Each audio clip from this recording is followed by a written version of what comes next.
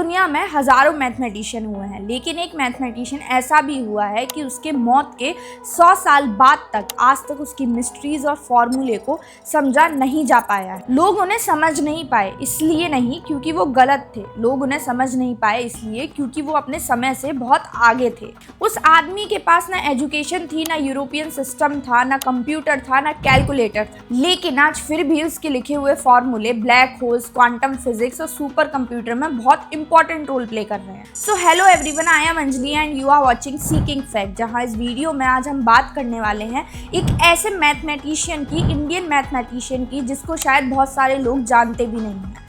नाम है रामानुजन। तो इस वीडियो में हम एक आदमी की कहानी नहीं बल्कि एक जिंदा मिस्ट्री को समझने जा रहे हैं। 1887 मद्रास प्रेसिडेंसी, तमिलनाडु का एक छोटा सा शहर जिसका नाम था इरोडे। वहाँ एक छोटा सा पतला सा लड़का जमीन पर बैठकर चौक से कुछ नंबर बना रहा है। वो कोई खेल नहीं खेल रहा था, वो नंबरों से बातचीत कर रहा था। उसकी माँ पूछती है कि ये तुम क्या कर रहे हो, तो उसने सीधा जवाब दिया कि मैं पैटर्न्स बना रहा हूँ। जिस उम्र में बच्चे सिर्फ टेबल्स को रटने पे ध्यान देते थे, उस उम्र में रामानुजन इक्वेशंस को महसूस करते थे। उन्हें ये नहीं पता था कि ये एक उनका गॉड गिफ्टेड गिफ्ट है जो आगे चलकर उन पर ही एक बहुत बड़ा बोझ बन जाएगा। और ऐसे ही समय बीतता है और रामानुजन कॉलेज पहुंच जाते हैं। मैथ्स उनकी बहुत अच्छी थी, लेकिन बाकी सारे सब्जेक्ट उतने अच्छे नहीं थे। इंग्लिश उनकी बहुत वीक थी और सिस्टम उस टाइम पे बहुत ज्यादा स्ट्रिक्ट था। इसकी ही वजह से उनकी स्कॉलरशिप चली जाती है और कॉलेज भी छूट जाता है। एक जीनियस मद्रास की सड़कों पर बिना पैसे के और खाली एक नोटबुक पेन के साथ खड़ा हुआ है।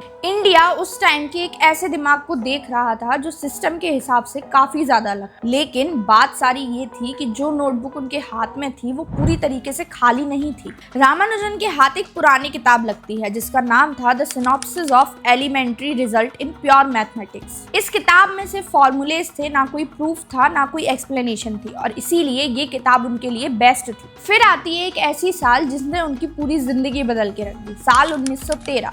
मद्रास से एक खत भेजा जाता है कैम्ब्रिज तक। इस खत में अजीब सिंबल्स थे, इनफाइनाइट सीरीज थी और अजीब से फॉर्मूले लिखे हुए थे। और जब ये लेटर कैम्ब्रिज पहुंचता है तो ये मिलता है प्रोफेसर G.H. हार्डी। जब वो इस लेटर को पढ़ते हैं तो पहले वो मुस्कुराते हैं और फिर रुक जाते हैं। वो बोलते हैं या तो ये आदमी पागल है या फिर ये हम सबसे बहुत आगे है। और इसके बाद हार्डी अपने कलीग लिटिलवुड को बुलाते हैं और 2 घंटे के डिस्कशन के बाद निष्कर्ष ये निकलता है कि ये इंसान कोई नॉर्मल नहीं है। और इसी तरह इंग्लैंड से एक लेटर वापस मद्रास जाता है जिसमें रामानुजन को वापस इंग्लैंड बुलाया जाता है। कैम्ब्रिज में टकराव होता है 2 ऐसी पर्सनालिटी के बीच में जो एक दूसरे से बिल्कुल विपरीत है। एक तरफ थे हार्डी जो बिल्कुल प्रूफ्स पे मानते थे और दूसरी तरफ थे रामानुज जो सिर्फ इंट्यूशंस और अपने सपनों पे मानते थे। हार्डी पूछते हैं रामानुज से कि प्रूफ कहाँ है, तो रामानुज सीधे बोलते हैं कि प्रूफ वही है जो दिख रहा है। इसमें हार्डी लास्ट में ये बोलते हैं कि ये रीजनिंग पे नहीं मानता, ये सिर्फ वही मानता है जो दिख रहा होता है। हार्डी ने कंक्लूजन ये दिया कि रामानुज जो है वो कभी भी कैलकुलेट नहीं करते, वो डायरेक्ट देख लेते हैं या उसे पता चल जाता है। तो अब बात सारी ये है कि उन्हें ये सारे फॉर्मूलेस कहाँ से पता चलते थे, कहाँ से वो ये सारे फॉर्मूलाज को देख पाते थे, जिसकी वजह से वो बाद में उन्हें नोटबुक पे लिखते थे। रामानुजन का कहना ये था कि उन्हें सपने में इक्वेशंस आती हैं और वो सपने में जो इक्वेशन उन्हें बताती हैं वो देवी नमगिरी बताती हैं और वही उन्हें ये सारे फॉर्मूलेस बताती थी। लेकिन न्यूरोसाइंटिस्ट इसके बारे में कुछ और कहते हैं। न्यूरोसाइंटिस्ट का ये मानना है कि ये extreme form of subconscious mind था, जिसकी वजह से उनको ऐसा लगता था कि देवी सपने में उन्हें इक्वेशन बता रही हैं, लेकिन ये असल में उनका सबकॉन्शियस माइंड ही था जो उन्हें ये सारी इक्वेशंस और फॉर्मूलाज बता रहा था। तो सच क्या था, भक्ति, साइंस या फिर दोनों?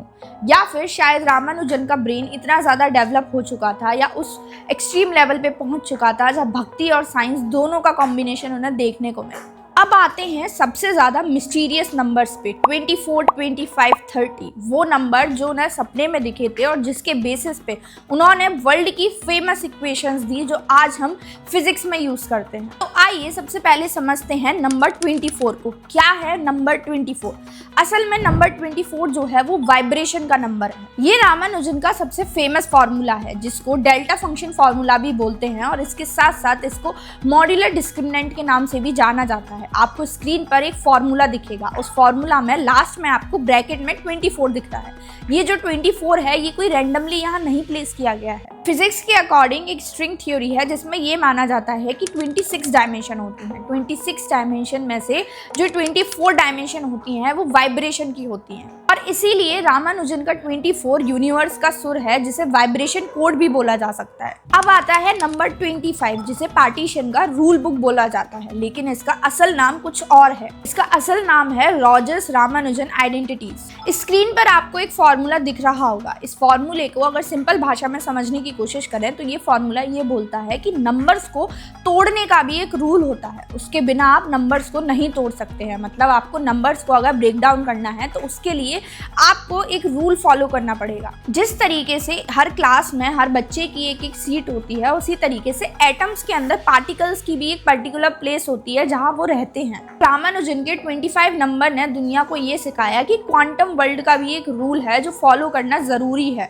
और ये जो 25 है, 5 और 5 25 है, ये बताता है कि क्वांटम वर्ल्ड रैंडम नहीं है और एटम्स और पार्टिकल्स का नंबर जो है वो 25 है। आइए अब बात करते हैं नंबर 30 की, जो सबसे ज्यादा डेंजरस और क्योस का नंबर है, क्योंकि ये एंट्रोफी का आइडिया है। रामानुजन का मानना ये है कि जैसे जैसे नंबर्स बढ़ते हैं वैसे वैसे उनकी पॉसिबिलिटीज भी बढ़ती जाती हैं। इसका असली नाम Hardy Ramanujan asymptotic formula for partition है। स्क्रीन पर आपको एक फॉर्मूला दिख रहा होगा जिसको अगर हम सिंपल भाषा में समझने की कोशिश करें तो यूनिवर्स में बहुत ज्यादा ऑप्शन होते हैं और जितने ज्यादा ऑप्शन होते हैं वो उतना ही क्योस की तरफ बढ़ता चला जाता है। अगर इसको एक सिंपल एग्जाम्पल की तरह समझने की कोशिश करें तो 2 लोग मतलब कम बातें, 20 लोग थोड़ी ज्यादा बातें और 200 लोग मतलब बहुत सारी बातें, प्रॉपर क्योस। फिजिक्स इसे ही एंट्रोफी का रूल बोलता है कि यूनिवर्स जो है वो एक्सपेंड होता है, मतलब बढ़ता जाता है, और यही रामानुजन का नंबर 30 है जो हमें बताता है कि यूनिवर्स जो है उसका एक्सपेंशन हो रहा है, वो बढ़ रहा है। तो अगर हम इसका जिस्ट समझें तो रामानुज का नंबर 24 वाइब्रेशन के लिए है, 25 क्वांटम रूल्स के लिए है और 30 क्योस के लिए है या फिर एंट्रोफी के लिए है। इतने सारे अच्छे फॉर्मूला देने के बावजूद भी रामानुज जो है वो इंडिया वापस आ जाते हैं 1919 में,